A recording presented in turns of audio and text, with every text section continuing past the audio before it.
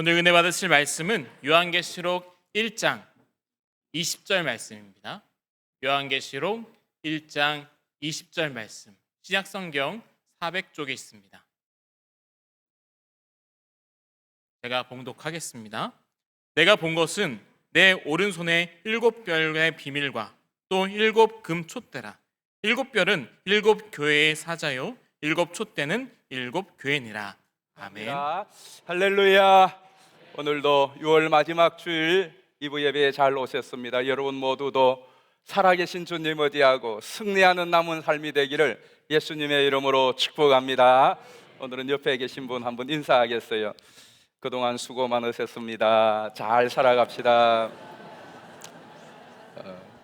벌써 2025년도 6월 마지막 전반기가 지나가는 시점에 있습니다. 그동안도 살아오시느라고 이 힘든 시국 너무너무 수고 많으실 거예요. 이제 후반기도 지나온 시간보다 훨씬 더 승리하고 감사가 넘치고 기쁨이 넘치고 주의 축복이 넘치기를 예수님의 이름으로 축복합니다. 2016년도 한 10년 정도 전 이야기입니다. 제가 그때 수요일 가련동에 있을 때 저녁 예배를 마치고 그때 수요 설교를 제가 하고 있었는데 수요 예배를 마치고 계단에 내려와 인사를 하고 있는데 작년에 천국 가신 그리고 최윤정 집사님께서 인사를 마치고 저에게 얼굴을 많이 쳐다보면서 목사님 요한계시록도 한번 강해를 해 주시죠 그래요.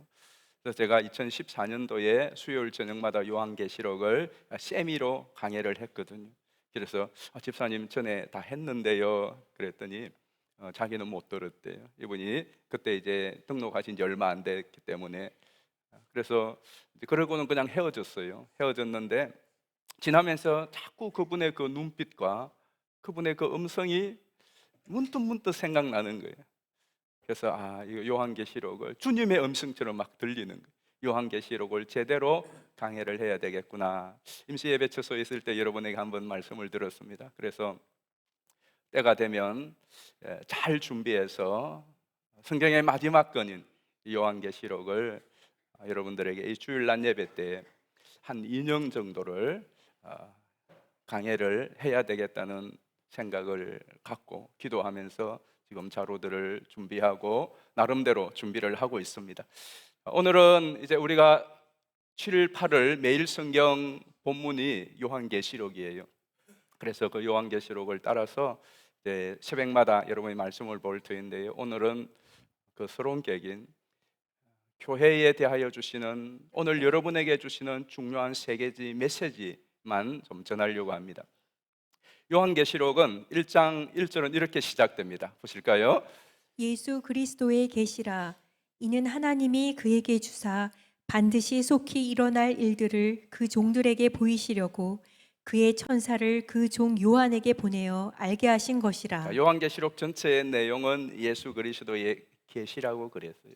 이 계시라고 하는 뜻은 한자대로 하면은 영어로는 revelation이라고 하고 한자로는 그 10개자잖아요. 저게 10개자 또 나타날 시 그래서 열어 보인다 하는 것입니다. 마치 문을 열듯이 무대에 커튼을 열듯이 보여주는 거죠. 그리고 성경에 나오는 헬라어 원문에는 아포칼립시스라고 되어 있어요. 이 아포칼립시스라고 하는 것은 원래 정확히 번역하면은 묵시로 번역하는 게 맞아요. 묵시라는 말은 영어로는 헬라어 음력을 따라서 그냥 아포칼립스라고 했고 한자를 보면은 조용할 묵, 침묵 묵자죠. 은밀할 묵자죠. 그리고 나타내는 거. 묵시와 계시는 어떤 차이가 있느냐? 계시는 묵시를 깨닫게 하고 깨우쳐서 알려주는 것이라고 할 수가 있습니다. 묵시만 갖고는 잘 몰라요. 묵시는 주로 상징으로 되어 있고 은유로 되어 있기 때문에 저게 뭔가를 잘 모르는데 계시는 그 묵시를 깨우쳐주고 커튼을 열어서 알려주는 거죠. 그러니까 요한계시록을 캐톨릭은 요한 묵시록이라고 그렇게 말합니다. 우리는 요한계시록이라고 그렇게 말하죠. 그러니까 요한계시록은 묵시만 있는 것이 아니라 묵시와 계시가 같이 있어요.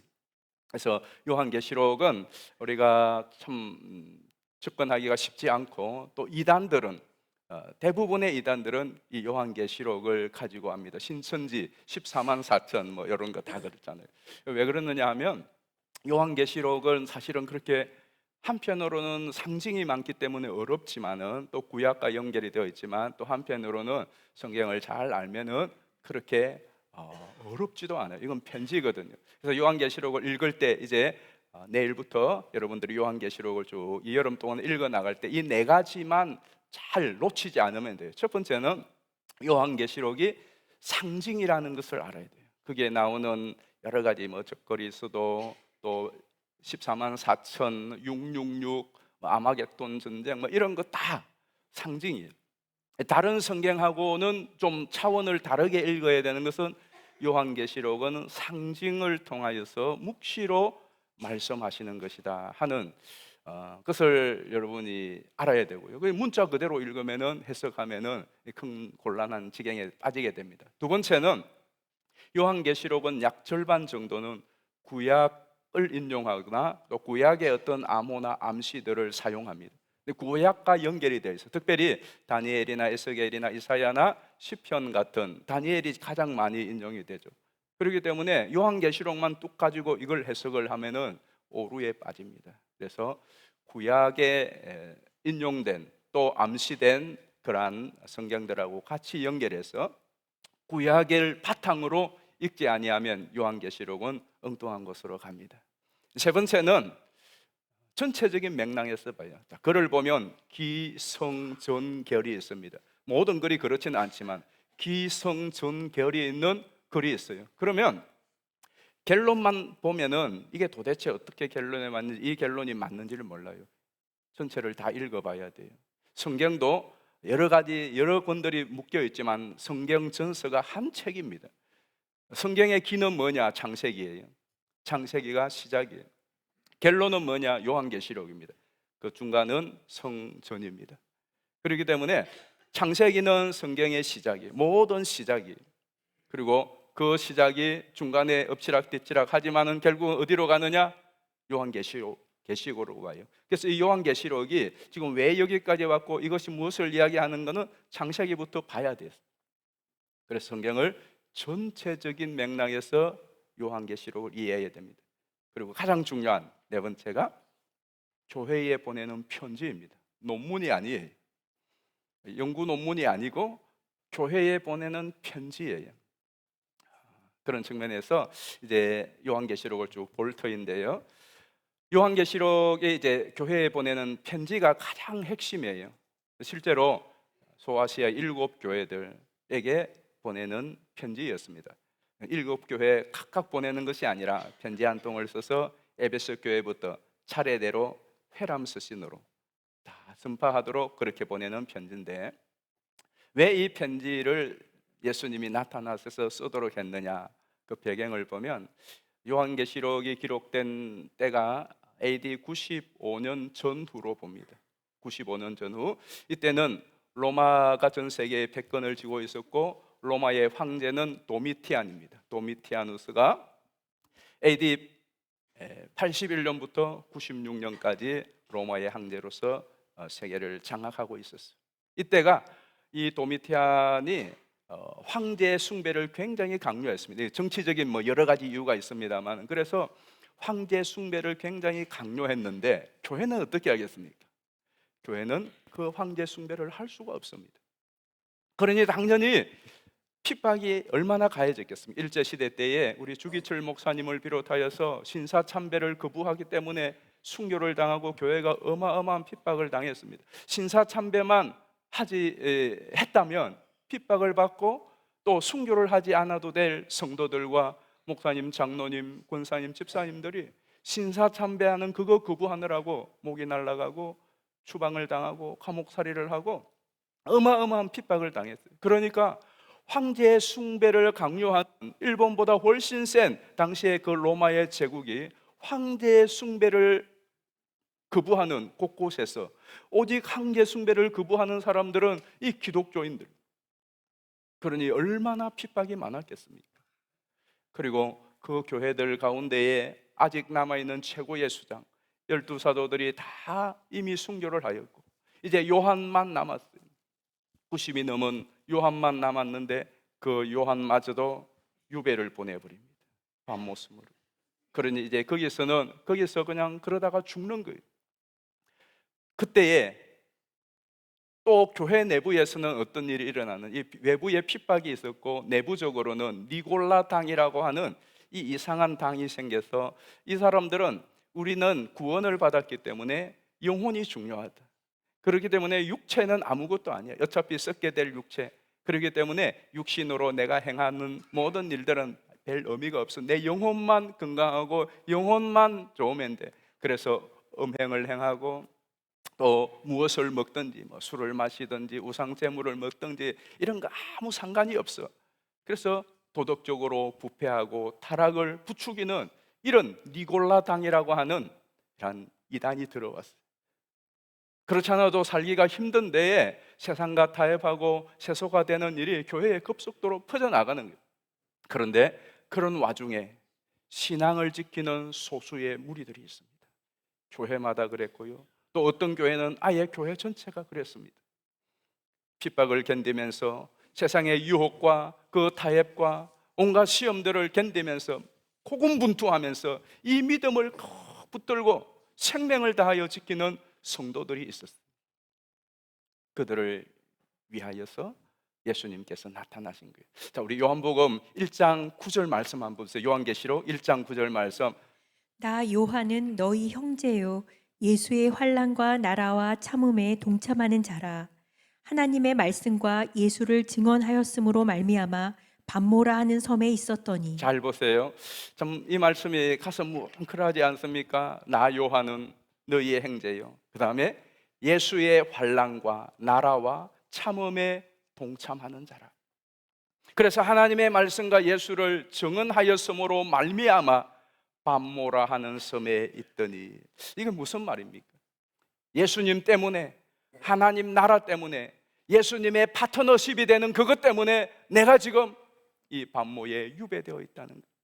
이 환난과 고통을 당하고 있다는 겁니다. 이것이 초기 교회 모든 성도들의 행편이었습니다.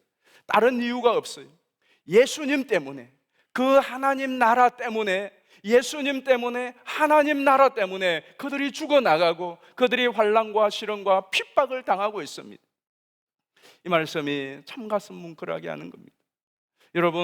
여러분은 예수님 때문에, 하나님 나라를 위하여 그 예수님의 사역에 파트너십으로 동참하는 그것 때문에 내가 핍박을 받고 환난을 받고 왕따를 당하고 추방을 당하고 고난을 겪는 것. 여러분, 지난 한 주간의 삶을 돌아보면 나는 예수님 때문에, 신앙 때문에, 하나님 나라 때문에 예수님의 환난과 핍박과 그 십자가에 동참한 것이 얼마나 있는가. 그렇게 예수님 때문에, 정말 그렇습니다. 오직 한 가지 이유, 예수님 때문에 그들의 땅에서 핍박을 당하고 환난을 당하고 시험을 당하고, 요한은 그 노구에, 90이 넘은 그 노구에 밤모섬에 유배가 당하고 있는 그 현장에 예수님이 나타나신 거예요. 예수님이 나타나신 거예요. 그렇습니다. 하나님은 우리의 인생이 가장 힘들고 벼랑 끝에 서 있는 그때에, 이제 끝이라고 생각하는 그때에 하나님 우리에게 나타나시는 줄 믿습니다. 그래요. 하나님이 좀 좋은 때 나타나면 좋겠는데 좋은 때 잘 안 나타나요. 꼭 마지막 벼랑 끝에 서야 나타날 때가 많아요. 왜 그런 줄 아십니까?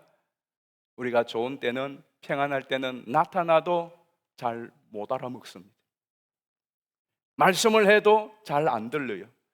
그런데 그 밤모섬 같은, 유배지 같은 그런 상황이 있을 때 예수님이 나타나요. 아니, 그 전에도 나타나서 보여주고 말씀해줘도 못 알아먹어요. 세상에 눈물고 세상 사람들의 소리에 귀멀어서 듣지를 못하는 거예요. 그러다가 세상에 아무것도 의지할 데가 없을, 유배당한 것 같은, 이제는 더 이상 의지할 것 없는 그러한 때에 주님이 아니 그 전에 나타났었는데 그때서야 알아보는 거죠. 그때서야 들리는 거예요. 그리고는 예수님이 말씀하시는 거예요. 예수님께서 요한에게 이제 계시를 열어서 쫙 보여주시면서 말씀해주고, 요한은 그 주님의 환상과 그 주님의 위로와 격려를 받고 다시 일어납니다. 그리고 그 편지를 받은 교회들이 다시 일어나요. 실제로 요한은 이 유배지에서 이 계시록의 말씀을 듣고 기록을 하고 보내고, AD 96년에 도미티안이 암살당해서 죽습니다. 그리고 네르바가 황제가 되었을 때에 이 사람은 종교적인 유화 정책을 씁니다. 그래서 바모섬에 유배되어 있던 요한을 사면시켰어요. 그리고 요한이 에베소로 돌아옵니다. 그리고 거기에서 요한 복음을 기록하고요, 요한 서신을 기록합니다. 성도들이 얼마나 기뻤겠습니까? 그 편지를 받아들고서, 요한계시록의 편지를 받아들고서 이제 이게 끝이구나, 마지막 남은 사도 요한마저도 유배지에서 저렇게 쓸쓸하게 죽어가는구나, 그리고 그 다음에 교회들도 그렇게 쓸쓸하게 이제는 기진맥진하여서 역사의 뒤안길로 사라지는 것 아닌가. 앞길을 알 수 없는, 언제까지 우리가 버텨낼 수 있을까? 언제까지 우리가 이 신앙을 고수할 수 있을까?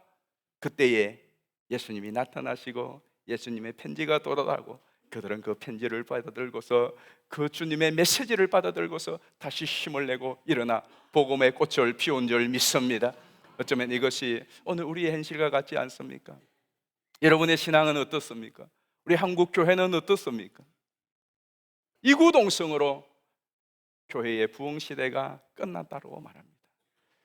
모든 통계와 전망은 앞으로 교회는 점점 쇠락할 것이라고 말합니다. 주일학교가 없어지고 성도들의 수가 줄어들고, 이 세상 속에서 빛과 소금은 고사가고 밟히고 벌어지는, 그래서 어느덧 교회도 유럽의 교회처럼 한때 성황했다가 사라지는 그 낙엽처럼 떨어져서 뒹굴다가 소멸될 것이라고 전망들을 다 내놓습니다. 그러나 여러분, 교회의 머리가 되시고 교회의 주인이 되시는 예수 그리스도는 어제나 오늘이나 변함이 없는 줄 믿습니다. 오늘 이 요한계시록은 그래서 지금 이 시대에 저와 여러분에게 우리 한국 교회 가운데 주시는 주님의 편지이기도 합니다. 그 편지의 핵심 세 가지가 있어요. 요 세 가지를 요한계시록 하는 내내 잊지 마시고, 여러분의 삶 속에서도 주님 앞에 서는 그날까지, 주님 오시는 날까지 잊지 마시기를 바라요. 첫 번째는 같이 읽어보겠습니다. 시작. 회복하라. 두 번째, 깨어 일어나라. 세 번째, 끝까지 믿음으로 승리. 이거예요. 회복하라는 거예요. 에베소 교회가 한때는 사랑으로 불붙는 교회였습니다. 에베소 교회가 구속의 은혜와 감격이 넘쳤습니다. 그러나 AD 90년이 지나면서, 교회의 역사가 50년, 60년이 지나면서 그렇게 주님을 향하여 서로 간에 뜨거웠던 사랑은 식어지고, 네가 잘났고 내가 잘났고 네가 더 어렵고 내가 더 어렵다고 하는 율법적인 의만 남아 있습니다. 말라깽이처럼 영적으로는 메말라 있습니다. 그런데 에베소 교회를 향하여 네가 처음 사랑을 회복하라. 여러분 어떠세요? 아직도 십자가를 생각하면 가슴에 깊은 감동이 있습니까? 아직도 예수님의 그 구속의 은혜를 진지하게 생각하면 날 구원하신 그 주님의 은혜에 감사와 감격이 있습니까? 그리고 교회의 시체들에 대한 사랑하는 마음이 있습니까? 내 주의 나라와, 그다음 뭐죠? 피 흘려 사신 교회를, 다 같이 정말로 그러세요? 정말로 회복하라는 거예요. 잃어버린 열정, 잃어버린 사랑, 잃어버린 감격 회복해야 된다. 그 다음 두 번째는 무엇이었죠? 깨어 일어나라고. 두아디라 교회, 버가모 교회, 그리고 사대 교회, 라오디게아 교회, 이런 교회들은 다 부유하고 괜찮은 교회들이었습니다.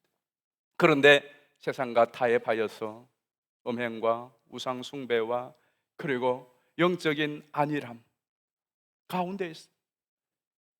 그냥 주일 되면 예배 와서 예배 드리고 세상에 한 주간 동안은 세상의 유행과 즐거움에 푹 취해 있다가 또 내가 예배 드려야 될 시간은 그전 예배 드리고 주님에 대한 뜨거운 열정과 구렁의 열정과 또 신앙의 활력과 생명력은 잃어버린 채 이름뿐인 맹목상의 그리스도인의 삶을 세상에 취해서 살아가고 있는 사람들에게, 그런 교회들에게 깨어서 일어나라고 말씀하는 것. 그리고 마지막 세 번째로는 빌라델비아 교회, 스무나 교회처럼 적은 능력을 가지고도 적은 힘을 가지고도 소수의 무리라고 할지라도 그들이 죽기를 각오하고 믿음의 말씀을 붙들고 인내하면서 죽도록 헉헉하면서 충성을 다하고 있는 교회와 성도들이 있었습니다. 그런 성도들을 향하여 힘내라고, 너희의 수고와 인내가 결코 헛되지 않다고, 네 작은 힘을 가지고 이 큰 환난을 버텨내는 것 장하다고, 끝까지 승리하라고. 그러면 너가 하나님의 성전의 기둥과 같이 될 것이고 그 기둥에 하나님의 이름과 새 예루살렘의 이름과 예수 그리스도의 이름을 새겨줄 것이다. 절대로 포기하지 말고 끝까지 힘내라고 하는 말씀입니다. 여러분 가운데서도 그런 분 계시죠? 누가 뭐라고 해도 알아주지 않아도 묵묵히 기도의 자리를 지키고 헌신하며 봉사하며 섬기면서 때로는 눈물을 흘리고 때로는 많은 조소를 받기도 합니다. 그럼에도 불구하고 이 길을 묵묵히 걸어가시는 분들이 여러분 가운데도 계십니다. 그런 여러분을 향하여 주님 말씀합니다. 힘내라고, 끝까지 버티고 승리하라고. 저는 여러분 모두가 회복할 수 있게 되기를 축복합니다. 깨어 일어나게 되기를 축복합니다. 끝까지 믿음을 지키며 승리하게 되기를 주의 이름으로 축복합니다. 특별히 7, 8월 동안 요한계시록을 보면서 이 여름 동안 여러분의 신앙과 삶이 회복되기를 축복합니다. 잠자는 분들 혹은 영적으로 무뎌 있는 분들, 주님과 좀 멀리 떠나 있었던 분들 다시 일깨어 일어나기를 주의 이름으로 축복합니다. 지금까지 잘 살아오신 분들, 잘 견뎌오신 분들 끝까지 견뎌서 마지막 여러분의 호흡 다하는 그날까지 승리할 수 있기를 예수님의 이름으로 축복합니다. 그 비결이 뭘까요? 요한계시록 1장은 그 비결을 두 가지 말씀해요. 첫 번째는 우리의 현 주소를 잘 파악하는 거예요. 여러분은 지금 여러분의 포지션이 어디에 있습니까? 우리 연평구에서 제일 큰 몰이 있죠. 몰, 롯데몰이 있습니다. 여기 연평구가 아니죠. 고양시죠. 고양시는 스타필드가 있습니다. 여러분 몰을 왜 몰이라고 하는지 혹시 아세요? 어느 분이 그래요. 목사님, 몰이 왜 몰이냐 하면은 이 가게 저 가게 다 몰아놓아서 몰이다, 뭐 그렇게 이야기를 합니다. 어쨌든 몰은 어마어마하게 큰 많은 가게들이 모여 있는 곳을 몰이라고 그렇게 말합니다. 그 몰에 가면 딱 처음 가면은 이제 저는 제가 커피를 좋아했어요. 그래서 폴 바셋이 어디에 있나 찾. 폴 바셋이 2층에 센터에 있었어요. 자, 그러면 그 폴 바셋을 찾아가기 위해서는 안내도가 있어요. 안내도에 검색을 치면은 폴 바셋이 나와요. 그러면 그 폴 바셋 목적지가 나오면 그다음 내가 어디에 있는지를 봐야 돼. 내가 어디에 있는지를 알아야 돼. 현 위치를 봐야 돼. 내비게이션도 마찬가지. 모르는 길을, 모르는 곳을 찾아갈 때는 그 목적지의 정확한 번지와 주소를 알아야 되지만 거기까지 가기 위해서는 지금 내가 어디에 있는지를 알아야 돼. 우리의 인생길도 마찬가지입니다. 우리 신앙도 마찬가지예요. 우리가 살다가 보면 길을 잃고 헤맬 때가 있습니다. 살다가 보면 목적지는 분명한데 내가 지금 어디로 가고 있는지 정신을 차리지 못할 때 있어요. 그때 목적지 바로 봐야 되고요. 또 하나, 내가 지금 어디에 있는가, 내 현 위치를 파악할 수 있어야 돼요. 여러분, 교회의 위치는 어디고 여러분의 위치는 어디입니까? 우리는 세상 속에 있습니다. 험악한 세상 속에 있습니다. 이것이 우리를 힘들게 합니다. 요한계시록의 교회, 요한은 밤모섬에 있고 에베소, 두아디라, 또 필라델피아, 사대, 버가모 이런 교회들은 다 그 지역에 있는데 거기가 어디냐? 황제 숭배를 강요하는 많은 핍박의 소용돌이가 있는 그 자리에 교회가 있어요. 그것 때문에 힘들다. 우리도 마찬가지. 세상이 힘들어지니까, 세상이 복잡해지니까, 그리고 바빠지니까 신앙생활 하기가 너무나 고달프고 성도로서 살아가는 것이 힘듭니다. 여러분, 한 가지 알아야 될 것은 우리의 현 위치가 이 세상이 전부가 아닙니다. 우리의 진짜 현 위치가 또 하나 있습니다. 그게 바로 그리스도 안입니다. 주님 안에 있습니다. 자, 계시록 1장 12절 13절 말씀 한번 보시겠습니다. 몸을 돌이켜 나에게 말한 음성을 알아보려고 돌이킬 때에 7금 촛대를 보았는데 촛대 사이에 인자 같은 이가 발에 끌리는 옷을 입고 가슴에 금띠를 띠고. 잘 보세요. 촛대 사이에 13절 촛대 사이에 인자 같은 이가 있어요. 저 인자 같은 이는 누굴까요? 예수님이. 그러면 7 촛대가 있는데 그 7 촛대는 무엇인가? 오늘 우리가 읽은 계시록 1장 20절이에요. 자, 1장 20절을 같이 한 번 더 읽어보겠습니다. 시작. 내가 본 것은 내 오른손에 7 별의 비밀과 또 7 금 촛대라. 7 별은 7 교회의 사자요 7 촛대는 7 교회니라. 7 촛대는 7 교회를 말하는 거예요. 사자는 뭐 천사라고 하는 사람도 있고 또 교회의 담임 목사님이라고 말하는 사람도 있어요. 지도자라고. 뭐 어쨌든 괜찮아요. 중요한 것은 교회를 대표하는 거예요. 다 교회와 한 덩어리예요. 이것은 무슨 말씀이죠? 이 12절 13절의 말씀은 20절의 말씀은 결국은 교회는 예수님이 붙들고 계시다는 거예요. 그리고 2장 1절에는 보면 예수님이 촛대 사이에 그냥 서 있는 것이 아니라 거닌다고 그랬어요. 이 촛대에 저 촛대에 다니면서 거니시는 거예요. 이것은 무엇을 의미하는 것일까요? 예수님께서는 교회를 붙들고 계십니다. 예수님께서는 교회를 지키고 보호하고 계시고, 예수님께서는 교회는 예수님의 영역 안에 있다라는 것을 상징으로 보여주시는 겁니다. 그렇기 때문에 우리의 포지션이 내가, 교회가 지금 이 어려운 현실 가운데 있는 것이 다가 아니라 그 현실 가운데 있지만 거기에 우리 주님이 우리와 함께 계시는 줄 믿습니다. 주님이 여러분을 붙들고 계십니다. 주님이 교회를 붙들고 계십니다. 이걸 놓치면 안 돼요. 요한계시록은 지금 다른 커튼을 열어 보여주기 전에 먼저 여러분들의 위치, 교회의 위치, 요한 너의 위치가 어디에 있는가를 먼저 보여주는 것입니다. 우리는 어디에 있다고요? 세상에 있는 것이 다가 아닙니다. 거친 광야, 노도강풍이 있는 바다 가운데에 조각배처럼 떠있는 내 모습, 그게 전부가 아니라 그런 여러분을 예수님이 붙들고 계시다는 거예요. 예수님 안에 있고 예수님이 우리를 감찰하고 모든 상황을 보시고 계시다는 이 위치를 잊지 마시기를 바랍니다. 주님 안에 있음을 믿으시기 바랍니다. 그래서 우리 믿음의 성도들은 주 안에 있는 나에게 딴 근심이 있어라, 이 찬송을 하면서 험하고 어려운 길을 이겨낼 수가 있었습니다. 두 번째로는 정체성이에요. 요한계시록 1장은 이 20절을 통하여 우리에게 우리의 정체성이 무엇인지를 알려줍니다. 정체성이라고 하는 건 뭘까요? 정체성은 본래의 내 모습입니다.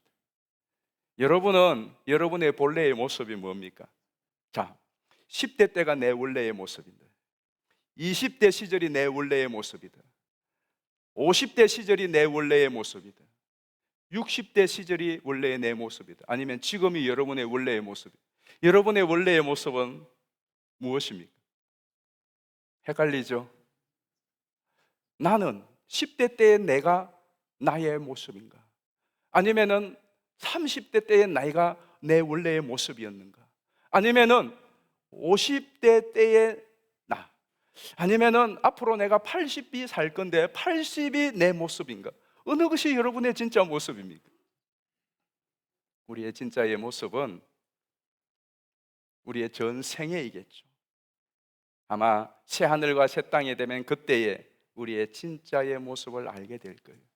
자, 그러면 성도로서, 교회로서의 교회의 본질, 교회의 정체성, 진짜 모습은 뭘까요? 1장 20절 다시 한번 보겠습니다.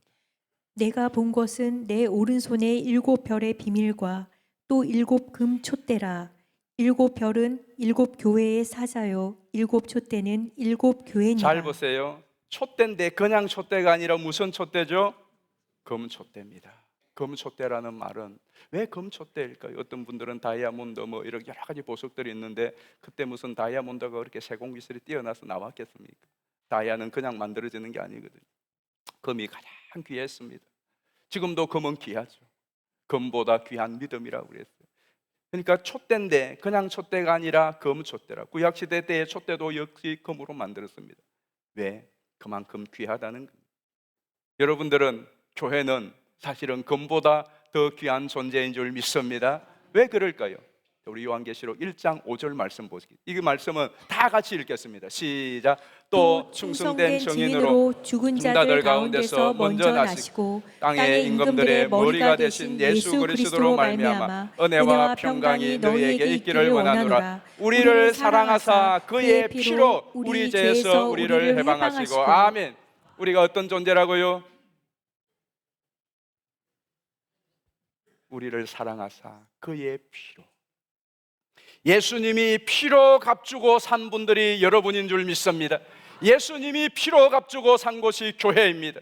예수님이 단지 피로 값주고 산 것이 아니라 우리를 사랑하사 언제 얼마까지 사랑하느냐?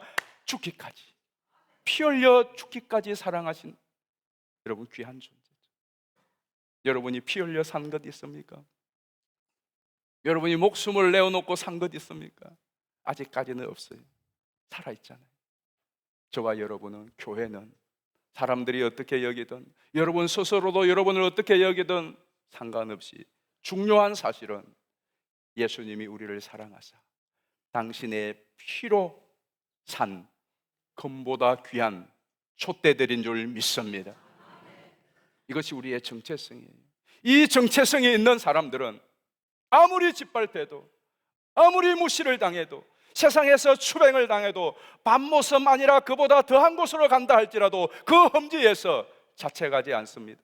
실망하지 않습니다. 자폭하지 않습니다. 왜?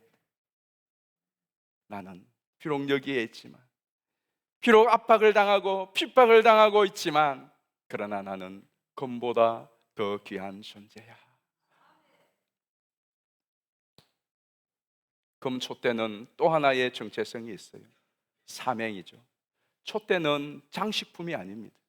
요즘 장식품으로도 사용하지만 촛대는 뭐 하는 것이죠? 빛을 밝히는 거예요. 빛을 밝히는 거예요. 교회의 사명, 성도의 사명. 예수님께서 너희는 세상의 빛이라고 그랬어요. 세상의 빛이라고. 이것이 우리의 사명이에요.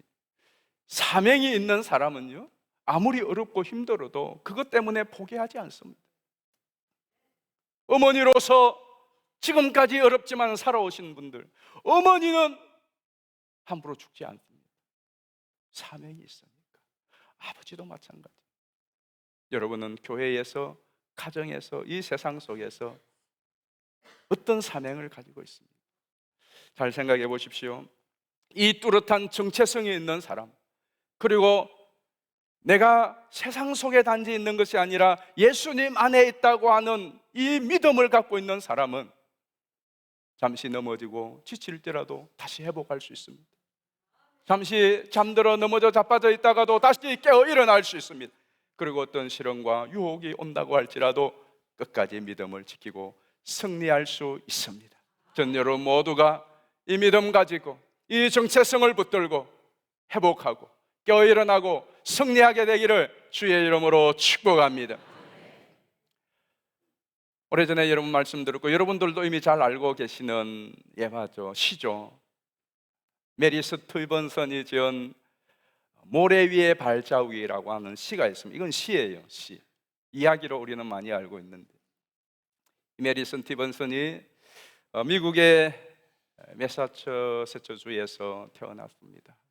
대공황기에 태어났죠. 보면 1922년부터 1999년까지 살았으니까 대공황기에 어머님을 잃고, 그리고 아버지는 6자매를 남겨놓고 돈을 벌기 위하여 집을 나갑니다. 메리 스티븐슨은 어린 나이에 춤을 배워서 거리에 춤을 추면서 그걸로 돈을 벌이면서 삽니다. 그러다가 14살이 되던 1936년도에 그날 겨울에 눈이 억수같이 쏟아지던 때 밖으로 나갈 수가 없어 집에서 그 쌓이고 쌓이는 눈을 창가에서 창너머로 보다가 밭이 쌓인 그 눈에 고양이 한 마리가 벌쩍벌쩍 뛰어가면서 발자국을 만든 거예요. 그리고 기도를 하다가 그 발자국을 보는데 환상인지 꿈인지 그에게 영상이 펼쳐집니다. 예수님과 함께 바닷가를 걷고 있는 꿈을 꾸고, 예수님과 함께 바닷가를 한참 이런저런 이야기를 하면서 살아온 이야기, 엄마 돌아가신 이야기, 아버지 나가신 이야기 하면서 쫙 한참을 걸었어요. 그리고는 뒤를 돌아보았어요. 그러니까 예수님하고 자기하고 그런 발자국이 쫙 있는 거예요. 그런데 중간중간에 보니까 발자국 하나밖에 없어. 한 사람의 발자국은 없어. 그 중간중간에 자기의 그 삶의 시간들이 가장 힘들고 어려웠던 때, 어머니 잃고 아버지 돌아가시고 어떻게 살아야 되는 막막한 그 어린 나이에 그 시절 중간중간에는 발자국이 하나밖에 없어. 그때 생각했어요. 이때는 예수님이 안 가시구나. 그래서 내가 이렇게 힘들었구나. 그래서 예수님에게 투정한, 예수님 보세요, 저 힘들고 어려울 때 나를 내버려 두고 예수님 어디 가셨어요? 나 너무너무 힘들었어요. 왜 예수님 어디 가시고 나 혼자만 저 길을 걷도록 하셨어요? 예수님께서 빙그레 웃으시며 말씀하십니다. 야, 저 발자국은 너 발자국이 아니야. 나의 발자국이야. 내 힘으로 도무지 일어나 걸을 수 없고 너무나 힘겹게 어렵게 걸어갈 수밖에 없었던 그 길, 어린 노릇은 감당이 되지 않았어. 내가 너를 업고 왔던 내 발자국이야. 이렇게 말씀하시는 거예요. 그렇죠. 돌아보면 우리도 그렇습니다. 예수님 어디 가시고 나 혼자 이렇게 힘쓰고 애쓰도록 이렇게 눈물겨운 삶을 살아가는, 예수님은 어디 가시냐? 아니요. 그러면서 오늘 여기까지 올 수 있었던 것은 그 힘든 순간에 때로는 예수님이 여러분을 안아주시고 때로는 예수님이 여러분을 업어주셔서 여기까지 온 줄 믿습니다. 그리고 그 주님은 여러분이 어디를 가도 무엇을 하든지 결코 떠나지 않고 버리지 않고 함께 하시는 주님인 줄 믿습니다. 이 주님 붙들고 일어나 다시 새 출발하게 되기를 예수님의 이름으로 축원합니다. 우리 함께 이 찬양하겠어요. 저는 이 말씀을 준비하면서 이 찬양이 자꾸 입술에 나왔어요. 나의 등 뒤에서 나를 도우시는 주, 나의 인생길에서 지치고 고나여 매일처럼 주저앉고 싶을 때, 그럴 때가 얼마나 많습니까? 그때에 나를 밀어주시고, 평안히 길을 갈 땐 보이지 않아도 지치고 고나여 넘어질 때면 다가와 손 내미시는 예수님, 오늘 이 말씀을 생각하며 우리 다 자리에 일어나서 힘차게 이 찬양하며, 나의 등 뒤에서 나를 도우시는 주, 나의 인생길에서 지치고 고나여 매일처럼 주저앉고 싶을 때 나를 밀어주시네. 일어나 걸어라, 내가 새 힘을 주리니. 일어나 너 걸어라, 내 너를 도우리. 나의 등 뒤에서 나를 도우시는 주, 평안히 길을 갈 때 보이지 않아도 지치고 고나여 넘어질 때며 다가와 손 내미시네. 일어나 걸어라, 힘을 주리니 일어나 너 걸어라 내 너를 도우리 나의 등 뒤에서 나의 등 뒤에서 나를 도우시는 주 때때로 뒤돌아보며 여전히 계신 주 잔잔한 미소로 바라보시며 나를 재촉하시네 일어나 걸어라 내가 새 힘을 주리니 일어나 너 걸어라 내 너를 도우리 우리 시간 같이 한번 기도하십니다. 여러분 가운데 인생길에서 지치고 고나여 매일처럼 주저앉고 싶을 때 그런 때가 얼마나 많습니까? 또 혹시 주저앉아 계시는 분들 오늘 이 말씀을 붙들고 예수님을 힘입고 일어날 수 있기를 바랍니다. 지치고 힘들고 또 처음 사랑을 잃어본 자리에서 주님 내가 일어나기를 원합니다. 영적으로 잠자는 자리, 무감각한 자리, 또 주님을 멀리 떠나 있던 그 자리에서 다시 벌떡 일어나 우리 주님의 손잡고 남은 인생길 승리함에 갈 수 있도록 이 시간 주여 내 손 붙잡아 주시고 주의 성령을 부어달라고 우리 주여 한번 부르고 합심하여 기도하겠습니다.